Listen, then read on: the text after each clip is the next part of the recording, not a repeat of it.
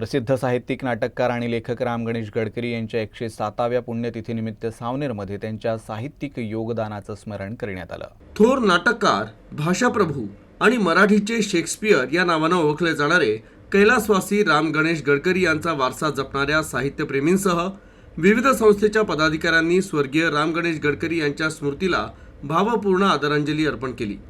श्री गणेश वाचनालय, गडकरी युवा मंच, राम गणेश गडकरी कला वाणिज्य कनिष्ठ व वरिष्ठ महाविद्यालयाचे अधिकारी तसंच राम गणेश गडकरी प्रेमींच्या उपस्थितीत अनेक मान्यवरांनी निवासस्थान, गणेश वाचनालय, समाधीस्थळ आणि पुतळ्याला पुष्पहार अर्पण करून भावपूर्ण आदरांजली वाहिली।